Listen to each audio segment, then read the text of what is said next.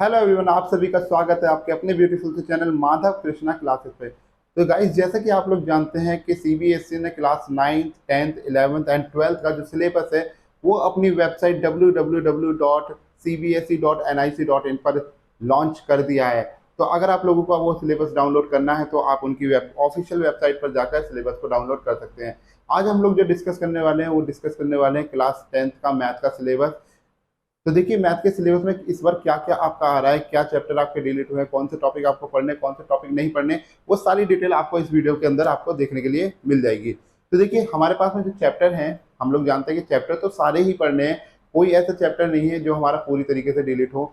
Chapter कौन कौन से हमारे, सबसे पहले हमारा रियल नंबर के अंदर हम लोग जानते हैं कि क्या क्या टॉपिक हमें पढ़ने होते हैं, कि रियल नंबर क्या होते हैं।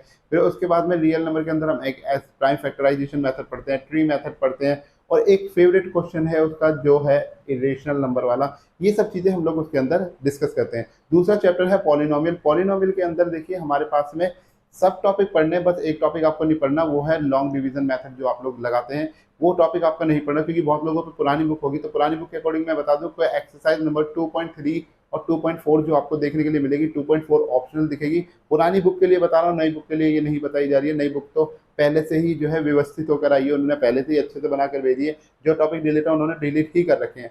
लेकिन जो पुरानी बुक वाले बच्चे हैं, जिन्होंने पुरानी बुक किसी दोस्त से, किसी भाई से या पुरानी रखी हुई उन्होंने ले ली है, तो बच्चों ध्यान रखना, उसमें एक्सरसाइज नंबर 2.3 और 2.4 आपको नहीं पढ़नी, ठीक है ना। सिर्फ 2.1 और 2.2 ही आप वहाँ पे पढ़ेंगे। उसके बाद जो तीसरा चैप्टर है हमारे पास में, pair of linear equation in two variable. तो उसके अंदर से आपका लगभग सिलेबस जो है आपको कवर करना है, बस उसमें एक टॉपिक आप लोगों को नहीं पढ़ना है, that is the cross multiplication method. उसमें एक टॉपिक आता है क्रॉस मल्टीप्लीकेशन मेथड, वो मेथड आप लोगों को नहीं पढ़ना है, ठीक है ना। तो उसके अलावा साथ में अगर मैं आपको बात करूँ तो एक्सरसाइज नंबर 3.5 एंड 3.6, जो भी एक्सरसाइज में बेटा मैं यहाँ पे बता रहा हूँ वो सारी एक्सरसाइज आपकी पुरानी बुक के अकॉर्डिंग बता रहा हूँ, क्योंकि बहुत बच्चों को पुरानी बुक है। नई बुक जिन लोगों पे हैगी वो लोग टेंशन न लें, उनका सिलेबस बिल्कुल एक्यूरेटली उसमें सही से मेंशन करके दे रखा है।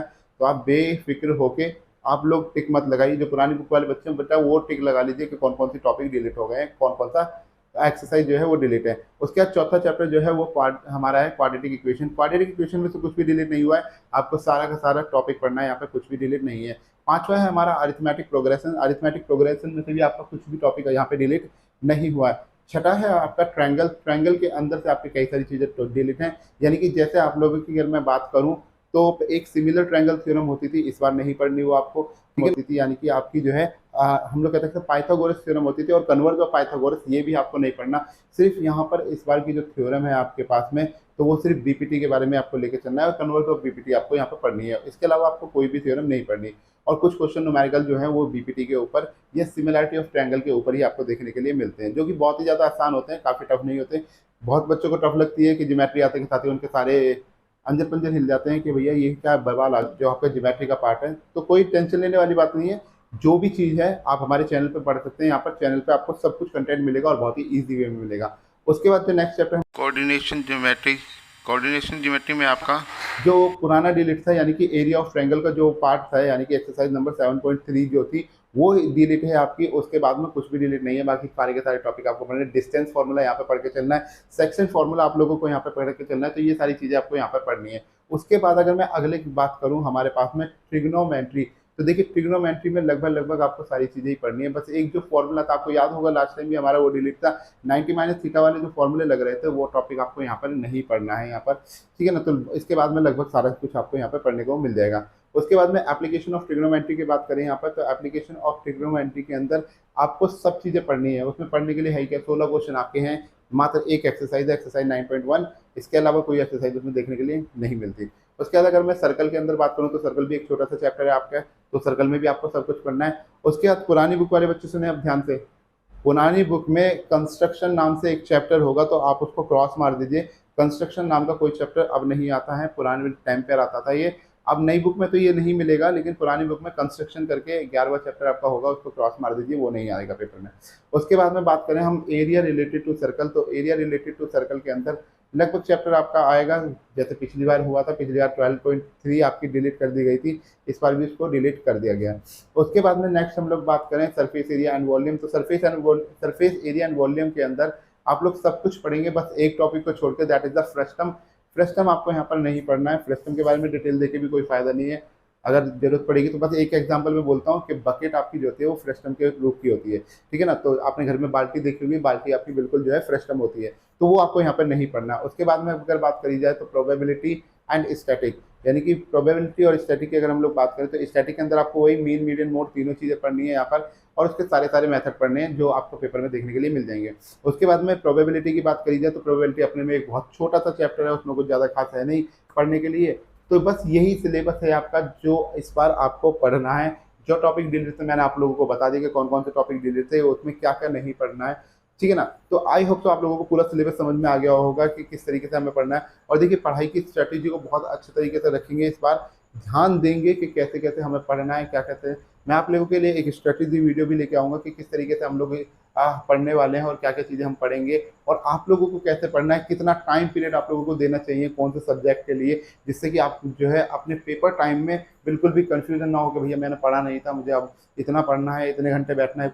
बर्डन ही नहीं लेना है हमें, अभी से पढ़ के चलेंगे और कुछ टाइम पीरियड सेट करेंगे और उसके हिसाब से पूरी मैनेजमेंट बताऊंगा आपको कि किस तरीके से आप पढ़ना, जिससे कि आपको लास्ट टाइम के लिए बर्डन नहीं आएगा, ठीक है ना। लास्ट टाइम के लिए आपको बैठना नहीं पड़ेगा, ठीक है। आई होप तो आप लोगों को समझ में आ गया। अगर आप लोगों को हमारा चैनल पसंद आ रहा है तो हमारे चैनल को सब्सक्राइब कर दीजिए। साथ में अगर आप लोग हमसे ऑफलाइन सेंटर में भी जुड़ना चाहते हैं तो फाउंडेशन अकेडमी के नाम से हमारा ऑफलाइन सेंटर है। यहाँ पर जो है मेरा ये यूट्यूब चैनल पे मेरा अलग है थोड़ा नाम, माधव कृष्णा क्लासेस के नाम से। तो आप हमारे चैनल माधव कृष्णा क्लासेस को आप भी पढ़िए, अपने दोस्त यारों में भी शेयर कर दीजिए। और अगर ऑफलाइन सेंटर में आप आना चाहते हैं तो फाउंडेशन अकेडमी हमारा जो है ऑफलाइन सेंटर, जिस पर यहाँ पर हमने मोबाइल नंबर मेंशन कर दे रहे हैं आप लेने के लिए, तो आप मोबाइल नंबर को देख सकते हैं, इस पर जो है कॉन्टैक्ट कर सकते हैं। तो आप लोग यहाँ पर आकर जो है अगर कुछ इंक्वायरी लेना चाहते हैं तो इंक्वायरी भी ले सकते हैं, मुझसे मिलना चाहते हैं तो आप मिलने की भी आ सकते हैं। तब तक के लिए चलिए, तो आप लोगों को ये सारी डिटेल आ गई। मिलते हैं आपसे अगली वीडियो के अंदर। और आपके ये भी ध्यान रखिएगा कि आपके जो लेक्चर हैं वो 23 अप्रैल यानी कि हनुमान जयंती वाले दिन को लॉन्च होने वाले हैं। शाम को 7 बजे के लगभग हम टाइम सोचा हुआ है कि शाम को 7 बजे जो है आपके लेक्चर अपलोड होंगे।